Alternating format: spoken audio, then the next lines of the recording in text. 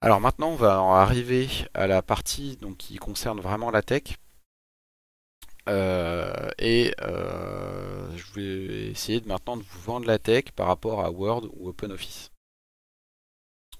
Donc, ce qui se passe, c'est que pour OpenOffice, vous avez un document et c'est assez simple. Si vous écrivez salut, hop, vous mettez en gras en 25 et centré, et que vous voulez changer les marges parce que votre document il est vachement mieux comme ça. Alors attends, hop, je fais ça. Parce que vous êtes en train d'écrire votre rapport et que vous cherchez et que vous cherchez à rogner sur les marges, vous pouvez le faire super simplement. Et même, enfin, vous donne ça à un enfant de 5 ans, ça marche bien. Sous la tech, c'est un peu différent. Et c'est un peu moins sympa parce que quand on arrive, qu'on veut faire un nouveau document, alors là, je vais essayer de faire.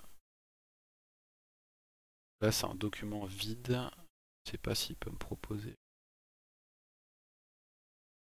Il peut faire quelque chose, mais là, on commence avec rien. Et si on veut commencer à avoir quelque chose d'un petit peu intéressant, copier ça.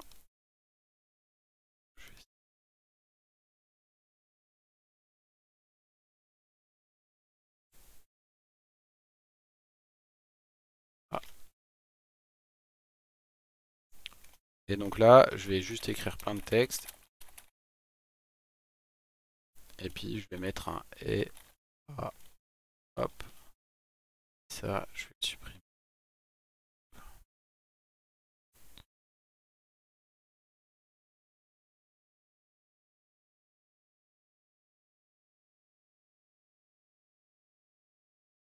Et que j'essaye de le compiler. Déjà. Alors là, j'ai mis un caractère que je...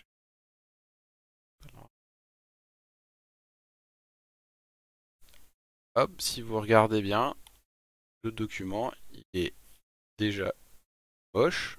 Je sais pas trop comment... Les marges, elles sont énormes. Je n'ai aucun moyen de savoir comment je les... Et si on regarde bien, là, il y avait un accent. Et catch. Et là, il m'a même pas mis l'accent. Je commence avec un logiciel. J'essaye de vous vendre un logiciel qui gère même pas les accents. D'accord? Alors ça, bien évidemment, enfin, ça peut paraître un peu contradictoire, mais c'est totalement différent. La vision des choses est totalement différente entre Word et OpenOffice. Parce que sous Word, l'apprentissage à court terme, il est facile. Honnêtement, tout le monde est capable d'ouvrir Word, de faire un document, de structurer un minimum. La tech, on va vous faire 2 séances de TD. Je vous fais une introduction. C'est bien que c'est pas aussi simple. Donc là, très clairement, c'est plus compliqué de commencer avec la tech, mais, mais on verra qu'il y a des avantages plus. Le changement de la mise en page avec OpenOffice, c'est facile. Sous la tech, si vous voulez commencer à toucher aux marges, c'est un peu compliqué. Alors pourquoi est-ce que c'est compliqué? C'est qu'en fait, la tech fait des choix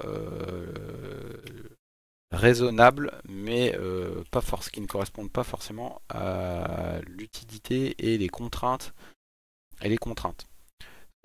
Pourquoi est-ce qu'il fait des marges aussi grandes? C'est pas un hasard, c'est que le format A4 n'est pas destiné à des documents très longs. D'accord? Or, très souvent, un rapport ou une thèse, ça fait plusieurs dizaines ou centaines de pages.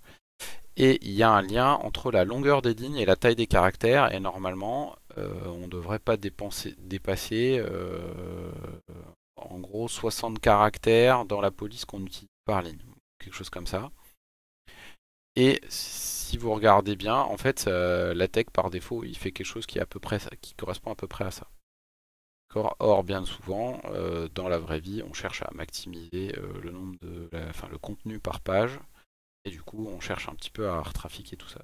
Ça, tout le monde le fait, hein, même sous la tech. Moi aussi, je retouche de temps en temps les marges. Il faut bien comprendre que si vous mettez des marges énormes à gauche et à droite de base, c'est pas pour le plaisir de vous embêter.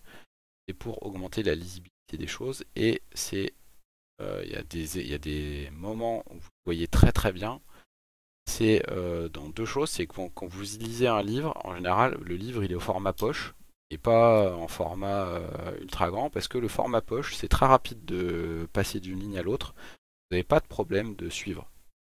Et l'autre cas où vous avez des lignes trop longues, mais c'est relativement pénible à suivre, c'est sur un navigateur. Alors là, je vais essayer de trouver un... Si on va sur n'importe quelle page, standard, regardez, en fait, il n'y a même pas la moitié de l'écran qui est utilisé pour ce qui nous intéresse, hein. Tout ça, enfin, toute cette partie, enfin, la seule partie qui est utile en largeur, c'est celle-ci, et c'est pas si large que ça. Parce que sur un écran, quand on regarde, si on a un écran extra wide, machin, 26 pouces, et puis qu'on commence à lire, et puis qu'on fait hop, et qu'on va jusqu'à la fin, et qu'il faut commencer à aller à la ligne suivante, et ben on est sacrément embêté de revenir. D'accord? Donc c'est pour ça que y a tous les problèmes de design extensible, etc. pour les écrans. Et c'est un vrai problème de revenir à la ligne quand on a des lignes trop longues. Donc il faut savoir que si vous allongez la taille de vos lignes, va avoir un impact direct sur la lisibilité de vos documents derrière. Donc faites attention, rogner les marges, ça peut être nécessaire, mais c'est pas forcément, ça rend pas forcément la lecture plus agréable. Et après, bien évidemment, pour les enseignants, il y a aussi un nombre de photocopies par année, où si vous commencez à mettre du blanc partout, vous allez griller votre photocopie en 2 mois, alors que il reste encore 10 mois, enfin 5 ou 6 mois derrière. Donc voilà, il faut un petit peu jongler entre tout ça, mais c'est assez différent. Quelque chose de différent aussi, c'est que sous OpenOffice, on interagit directement avec le document. D'accord? Si si je mets en gras ou en italique, là, je vois directement ce que ça fait. Sous LaTeX, c'est pas du tout comme ça. Si je veux mettre en italique, donc là, il y a un bouton italique pour m'aider. C'est pas du tout la même manière de faire. C'est que je suis en train d'écrire, j'ai écrit quelque chose pour italique, et ce que j'ai à gauche ici ne correspond pas du tout à mon document final. Donc là, vous avez vu, je suis obligé de cliquer sur un bouton pour voir que j'ai quelque chose en italique. Et si je veux passer cette portion de texte là en gras, je le vois pas du tout tout de suite à droite. J'ai de passer par une étape intermédiaire avant que ça apparaisse en... Et ça, au début, quand on n'est pas habitué, c'est extrêmement perturbant de ne pas savoir ce qu'on est en train de faire parce qu'on n'a pas de retour. On n'a pas de retour. Donc ça a un nom. Donc le fait de voir directement les changements, ça s'appelle du WYSIWYG, c'est what you see is what you get, c'est-à-dire ce qu'on voit, c'est ce qu'on aura à la fin dans notre document. Et ce que la communauté des gens qui utilisent LaTeX dit, c'est que LaTeX c'est du WYSIWYM, what you see is what you mean. Alors ça, ça viendra après, j'en reparlerai un petit peu plus tard. Donc les fonctionnalités avancées. C'est pareil, sous Word, le truc classique, c'est de vouloir faire quelque chose de compliqué. Vous ne savez pas comment faire. Vous allez sur Internet, vous avez un forum qui vous dit d'aller dans le truc dans le truc format, sous-menu, space, enfin sous-menu, je sais pas quoi. Et puis ensuite d'aller à cet endroit-là. Et puis en général, c'est une réponse qui date de 2006, 2008, 2012. Et que vous, depuis, le logiciel il est avancé de 3, 4, 5, 6 ou 8 versions, et qu'en fait vous n'avez plus le bon sous-menu qui correspond. Et donc du coup, vous êtes obligé de reposer la question ou de demander à quelqu'un qui sait, et vous n'avez pas d'aide. D'accord? Parce que vu que vous ne savez pas pourquoi c'est en gras, il y a la seule indication ici à un moment il y a quelqu'un qui a appuyé sur le bouton gras, c'est le fait de le voir en gras. Vous savez pas ce qu'il a fait et comment il a fait pour que ce soit en gras, parce qu'en fait il y a d'autres manières de faire en sorte que ça apparaisse en gras si vous utilisez un petit peu de mise en page conditionnelle, etc. Alors que sous LaTeX, si vous venez 25 ans plus tard et vous dites j'ai envie de mettre mon texte en gras, comment est-ce que vous faites? Il y a quelqu'un qui va vous dire tu utilises cette commande là et puis tu t'en sers. Et ça c'est beaucoup plus simple parce qu'on comprend. Enfin, les gens vont être capables de vous aider à faire ce que vous voulez très précisément, alors que sous LaTeX, enfin sous Word, l'aide très souvent est beaucoup plus difficile à consulter puisque vous avez des problèmes de versions différentes. Vous ne savez pas exactement sur comment a été construit le fichier et du coup c'est très compliqué. Donc, ce qui se passe, c'est que en plus de ça, vous avez plein de sous-menus. C'est que là, par exemple, j'ai 25 sous-menus avec des options. Je cherche à insérer, voilà. Enfin, il y a beaucoup de sous-options. Et il faut être capable de naviguer dans l'interface. Sous la tech, vous avez vu, c'est franchement plus rustique de base, hein. De base, j'ai même pas les accents. Donc il faut que je lui dise à chaque fois que je rajoute. Donc la tech, là, vous partez avec une 2 chevaux, et puis vous pouvez progressivement la transformer en Ferrari à force de rajouter de la carrosserie, du machin. Le World, c'est l'inverse. Vous partez d'une Ferrari, mais ça se trouve, vous avez besoin des fonctionnalités d'une 2 chevaux parce que au moins il y a des meilleures suspensions, et puis voilà, c'est un meilleur look. C'est deux visions totalement différentes. La tech, vous partez de très peu et vous rajoutez progressivement. Word, vous avez tout, mais du coup, quand vous voulez faire un truc, vous êtes un peu noyé dans tout ce que vous pouvez faire. Donc ça, c'est deux visions assez différentes et pareil, c'est assez perturbant. Après, le multiplateforme, la tech existe sous Mac, Linux, Windows.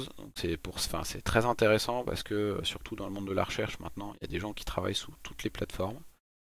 Alors que OpenOffice, Word, etc., c'est quand même beaucoup plus compliqué. Word, déjà sous Linux, ça n'existe pas. Et même OpenOffice, les gens sont. Il y a des problèmes de version, etc. Enfin, ça ne veut pas dire que la tech en a pas, mais en tout cas, c'est beaucoup plus robuste. Après, sur les formules mathématiques, Word, en fait, c'est assez récent. Ça date des années 2000, 2010, quelque chose comme ça. Alors que sous la tech, c'est beaucoup plus robuste, puisque à la base, c'est un mathématicien qui a créé la tech. Ça doit dater des années 80-90. Et vu que c'est un mathématicien qui l'a fait, vous pouvez faire des choses absolument extraordinaires en termes de formules mathématiques, avec des symboles tout exotiques les uns que les autres. Enfin, des intégrales triples sur un contour fermé dans un sens ou dans un autre, etc. Word, c'est beaucoup plus récent, donc il y a des outils un peu plus simples. Récemment, j'ai découvert que vous pouviez même dessiner votre formule et puis vous pouvez essayer de vous proposer des choses. Mais la robustesse est quand même beaucoup moins éprouvée et c'est assez casse-pied. Voilà. Alors en plus, pour revenir sur l'aspect multiplateforme, c'est aussi qu'il faut intégrer que maintenant, les gens ne sont plus intégralement sous Windows, intégralement sous Mac, et que les gens qui envoient des docx, c'est une plaie finie pour les gens qui travaillent sous Linux. À chaque fois que je vois un document docx, je sais que quand je vais l'ouvrir, je vais avoir un document qui va ressembler à rien. Parce que je vais avoir des carrés partout, une mise en page moche, parce que je sais pas pourquoi. Donc ça, c'est aussi très pénible. Alors, ça c'est le côté pénible des docx. Mais de l'autre côté, c'est aussi vrai que sous LaTeX, si vous envoyez un document LaTeX à quelqu'un qui n'est pas, qui travaille pas sous LaTeX, il va vous dire OK, t'as pas le docx qui va avec. Donc ça c'est pénible un peu, mais c'est la vie. Après, la longévité de la compatibilité. Alors ça, c'est quelque chose pareil où vous n'êtes peut-être pas très sensible, mais et, il faut bien comprendre que la tech, il y a des gens qui arrivent à recompiler des documents qui datent de 1986 sans problème. Je vous invite dans Word à ouvrir un document créé en 1986 avec Word et essayer de le lire, rien que le lire. Et vous allez voir que c'est pas du tout le même problème. Vous n'avez pas du tout les problèmes. Donc c'est assez pénible, c'est que justement à chaque nouvelle fonctionnalité, enfin justement vous avez les docs, version Word 2003, vous avez les docx, puis vous avez bientôt quand il y aura un changement majeur, on aura peut-être les docx, enfin je sais pas. Mais c'est extrêmement pénible parce que sur votre carrière, il faut bien voir que votre carrière elle va durer 30, 40, voire même plus. Donc quand vous aurez fait quelque chose, quand vous aurez envie de réutiliser un truc que vous avez fait en M2 ou dans votre début de carrière 20 ou 30 ans plus tard, le fait de ne pas pouvoir réutiliser vos documents, ça va être extrêmement casse-pied. Or, toujours encore une fois, vos documents en général vous passez du temps et ça vous n'avez pas surtout pas envie de tout réécrire en repartant de zéro. Donc ça, c'est quelque chose qui est vraiment beaucoup plus satisfaisant sous LaTeX, et que la durabilité de vos documents est quand même beaucoup plus élevée. Après, l'algorithme de mise en page sous Word et OpenOffice est quand même beaucoup plus pauvre. Ce que je vous ai montré tout à l'heure, de base, Word et OpenOffice vont tendance à jouer sur les espacements entre mots et entre lettres pour, faire ce qui se passe. Enfin, pour faire que ça marche. LaTeX, lui, va beaucoup plus utiliser les césures et et un arsenal un peu plus évolué pour faire en sorte d'avoir une mise en page correcte. Et du coup, ça fait que très souvent, on a une mise en page beaucoup plus agréable sous LaTeX, même s'il y a quelques petites difficultés sur lesquelles on reviendra en TD. Alors que sous Word, l'espacement, etc., c'est extrêmement compliqué à changer. D'accord. Après, quelque chose d'extrêmement important aussi, c'est la structuration du document. Sous Word, c'est optionnel, dans le sens où si vous avez envie de dire qu'un titre, c'est que votre grand 1, il ressemble à ça, et que en fait vous voulez aussi qu'il soit souligné. Alors souligné c'est mal, mais que vous voulez qu'il soit souligné et en gras pour faire un maximum d'effet. Vous pouvez le faire comme ça, mais le jour où vous avez envie de dire que en fait souligner c'est quand même vraiment moche, donc il vaut mieux pas souligner. Si vous n'utilisez pas de la structuration, vous allez devoir le faire titre par titre. On l'a tous fait et c'est archi pénible.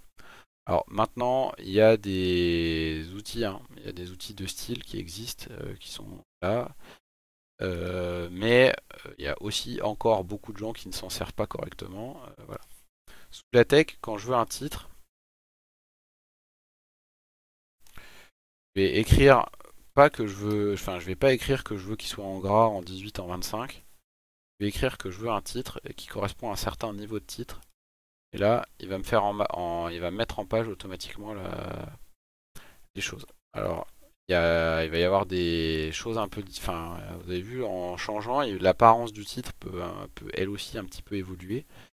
Mais honnêtement, je n'ai jamais eu besoin de retoucher la mise en page d'un titre. LaTeX, je ne sais pas très bien faire, tellement ça m'arrive jamais. D'accord, donc c'est lui qui gère et c'est un petit peu la même chose qu'en HTML pour ceux qui connaissent, c'est que vous avez un espèce de système de feuilles de style. Les fichiers CSS, c'est que vous avez votre document et vous avez un document qui dit comment doit être faite la mise en page. Et c'est deux choses distinctes. Et sous LaTeX, c'est ça qui va compter. Sous LaTeX, vous allez dire je veux un titre. Et c'est seulement après, si jamais vous avez besoin de changer, que vous allez dire ah ouais, mais en fait mon titre, je veux qu'il soit comme ça et pas comme ça. D'accord. Alors que sous Word, vous n'êtes pas obligé de le faire, ce qui fait qu'il y a beaucoup de gens qui ne le font pas et qui fait qu'après, on se retrouve avec des documents totalement bigarrés, avec des titres qui sont pas du tout homogènes, enfin, pas du tout structurés et pas du tout homogènes. Après, il y a aussi le nombre de polices. Alors, ce qui est assez rigolo, c'est qu'il y en a qui essayent de copier la mise en page LaTeX. Donc, souvent, la première étape, c'est de prendre une police qui ressemble à la police LaTeX. Et c'est vrai que vous avez un nombre de polices accessibles dans votre système d'exploitation qui est absolument colossal. Vous pouvez aller en télécharger 12 000. Vous pouvez télécharger des super polices, Barbie, Diablo, ce que vous voulez, enfin Fortnite, ce que vous voulez. Et c'est vachement pratique parce que vous pouvez vous en servir un peu partout. Sous LaTeX, c'est pas du tout comme ça. Vous n'avez pas de TTF ou de OTF ou de je sais pas quoi que vous pouvez installer en standard sur votre système pour le réutiliser sous Inkscape. Parce que la manière dont sont gérées les polices la manière dont est gérée les polices est totalement différente. Et par contre, les polices qui existent sous LaTeX, vous avez tout. C'est-à-dire que très souvent dans les polices normales, déjà vous cherchez à avoir les accents, le symbole euro, et si vous avez tout ça, vous êtes content. Sous LaTeX, quand vous avez une police, vous avez les accents, le symbole euro, tous les symboles mathématiques qui correspondent et qui sont harmonisés avec la police, etc. Donc c'est pour ça qu'il y a beaucoup moins de polices, parce qu'en général les polices sont beaucoup plus étendues. Après la bibliographie, sous Word et OpenOffice, à ma connaissance, il n'y a que des outils externes qui existent. Alors en plus, dans les outils externes qui existent, il y a des outils... j'ai perdu le nom. Enfin, il y a des outils qui sont utilisés mais qui sont payants à plus de 800 dollars la licence, ce qui est une aberration. Alors il y a aussi des outils gratuits comme Zotero, hein, mais c'est très rarement Word qui va s'en charger. Alors que sous la tech, la bibliographie, vu que c'est un scientifique qui a mis en place le truc, ça sait très bien faire. Et vous pouvez avoir des mises en page de bibliographiques extrêmement précises et pointues sous la tech et tout va être géré en interne. Alors il y a des parties techniques et subtiles, mais on verra ça en TD. Parce que de toute façon, la bibliographie c'est compliqué, hein, que ce soit sous Word ou la tech, là il n'y a pas trop de différence, mais c'est que la tech est capable de tout gérer en interne, donc d'avoir vraiment quelque chose d'homogène, harmonisé, alors que sous Word, très souvent, vous allez avoir besoin d'un logiciel extérieur euh, pour gérer la mise en page, etc. Après, pour les chimistes, quelque chose qui est très intéressant, c'est que sous Word ou OpenOffice, vous pouvez double-cliquer sur votre schéma créé avec ChemDraw pour l'éditer comme si vous étiez sous ChemDraw, alors que sous LaTeX ça marche pas comme ça. Sous LaTeX vous ne pouvez insérer que des images. Donc vous pourrez bien faire tout ce que vous voulez, vous ne pourrez pas directement éditer vos formules chimiques. Après la grosse différence aussi, c'est que dans Word et dans LaTeX, les images ne sont pas inclus, d'accord? Et ça a un impact sur ce qu'il y a juste derrière. Donc dans Word, les images en fait elles sont incluses, ce qui fait que quand vous changez votre image avec votre logiciel préféré, vous êtes obligé de redire à de dire à Word ou OpenOffice de recharger la vraie image de base et parce que vous avez fait un changement. Enfin, c'est peut-être améliorable, mais en tout cas vous devez synchroniser régulièrement vos images. Et sous la tech, les images ne sont pas incluses. Si jamais vous le changez avec un logiciel extérieur et que vous écrasez l'ancienne, et ben vous allez avoir directement la nouvelle image. Et ça a une conséquence directe sur le poids des fichiers. C'est que Word, vous arrivez très rapidement à des documents qui font 10, 20, 40, 50 mégaoctets. Alors que sous la tech, honnêtement, vu que ça n'est rien d'autre qu'un fichier texte, si vous dépassez les 500 kilooctets, c'est déjà pas mal. D'accord. Alors on peut essayer de regarder, mais par exemple, polycopier LaTeX. Le polycopier LaTeX. Alors, hop, regardez ça. Tout combiné.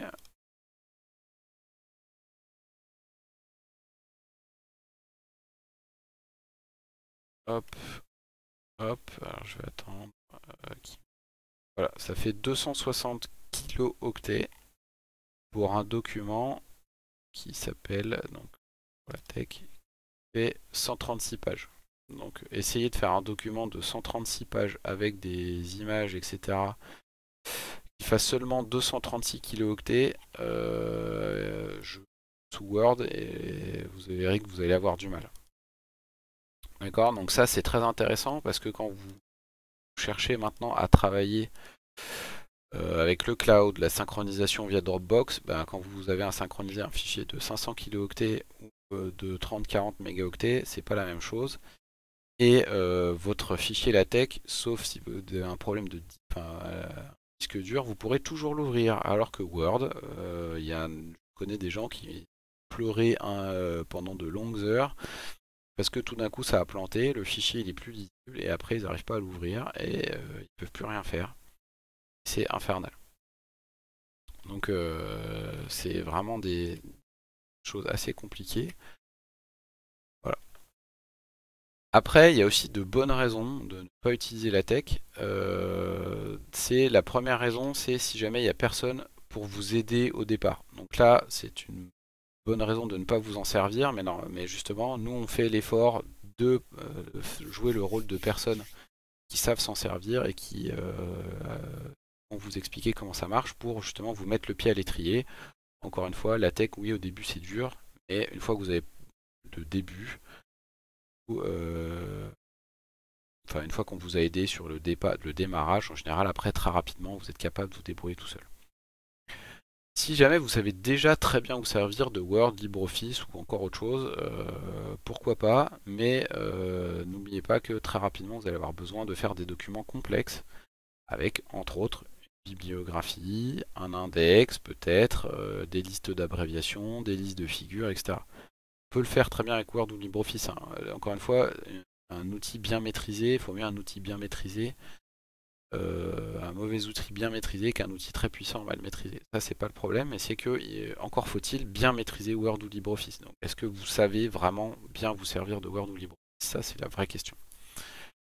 Après, si votre maître de thèse ou directeur de stage ne s'en sert pas, ben, vous allez retomber sur le problème de ouais, t'aurais pas le fichier doc ou le fichier docx à me passer parce que ben, en fait, voilà.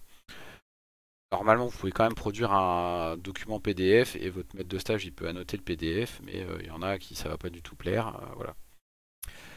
Mais sachez que c'est quand même pas rare du tout. Alors les physiciens, la tech c'est très très répandu. Chez les chimistes, c'est un peu plus partagé. Il y a encore quand même beaucoup de chimistes qui travaillent sous Word. Après, si vos collègues n'utilisent pas la tech mais veulent du travail collaboratif, alors ça, c'est vrai que bah, on tombe dans le problème de si eux ils savent pas se servir de la tech, ils vont peut-être pas vouloir faire l'effort d'apprendre à se servir de la tech. Et du coup, c'est un peu pénible.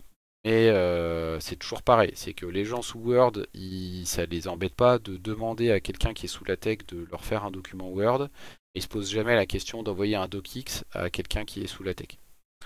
Donc voilà, ça peut être source de tension, et pareil, il y a des gens qui ne peuvent ne pas comprendre que le seul document que vous êtes capable de leur fournir pour qu'ils s'en servent, ce soit le PDF, parce qu'en fait, si vous leur transmettez le point tech, ça leur sert à rien. Mais ils vont dire ouais mais pourquoi je peux pas le modifier, t'es pas sympa, etc. Ben non en fait c'est pas que vous êtes pas sympa, c'est que c'est le seul truc où leur filer tech, en fait ça leur sert à rien. Donc voilà. Ça peut être si vous travaillez dans une équipe qui est majoritairement sous Word, qui comprend pas très bien, les communication, ça peut être source de tension. Après, si jamais vous faites aucun document complexe, mais très sincèrement, j'y crois pas, que vous soyez enseignant ou chercheur, vous allez faire des articles, des documents de cours avec des cadres à remplir, enfin bref, vous allez faire des choses relativement compliquées. Et moi, je vois à chaque fois que j'ai des choses les plus compliquées à mettre en place, très souvent, c'est ma femme qui est enseignante qui me les demande. Voilà. Après, si vous utilisez ChemDraw et que vous voulez absolument être capable de double-cliquer pour changer, ça, c'est vrai que là-dessus, c'est agréable et confortable. Après, si vous voulez pas faire l'effort d'apprendre, ça c'est légitime, mais ce qu'il faut comprendre, c'est que si jamais vous n'avez pas fait l'effort d'apprendre dans les séances de LaTeX et enfin de la tech à vous faire, et que vous découvrez dans 3, 4, 5 ou 6 mois, quand il faudra faire des rapports de stage, en fait, bah, vous êtes en train de galérer sous Word et que bah, vous savez pas faire, ce sera trop tard. Et après, il faudra vous débrouiller tout seul. Donc voilà. Après, si vous avez de l'argent à dépenser pour Word, surtout, maintenant il y a LibreOffice qui est une alternative libre. Mais voilà, la tech est totalement gratuit, quelle que soit la plateforme que vous utilisez, et restera très clairement à jamais gratuit. Enfin, vous n'aurez pas de problème d'ajout, de version obsolète, de licence, etc. Après, si vous ne supportez pas de ne pas voir en temps réel les modifications que vous faites, ça c'est vrai qu'au début c'est extrêmement perturbant. C'est vrai qu'au début c'est vraiment gênant. Donc là, maintenant, et justement on va vous apprendre à vous servir de TechMaker. Vous avez vu que même si c'est pas immédiat, maintenant on a quand même des manières d'avoir simultanément ce que vous écrivez et le document. Donc ça permet quand même assez bien de répondre à ce souci-là. Il y a une époque où on n'avait que la vision de gauche et pas la vision de droite. C'est vrai qu'à cette époque-là, c'était un peu casse-pied de ne pas voir à quoi ça ressemblait vraiment votre document. Là, vous avez vu, j'écris, j'ai juste à écrire sur un bouton et je vois ce qui se passe. Et pareil, je peux aller du document, là vous avez vu, hein, je peux aller du document, il me marque où c'est, à là, et là je sais pas faire l'inverse, mais voilà, il y a un truc à aller au document PDF et il montre, ça permet de naviguer un peu entre les deux assez facilement. Donc encore une fois, il y a des outils qui peuvent vous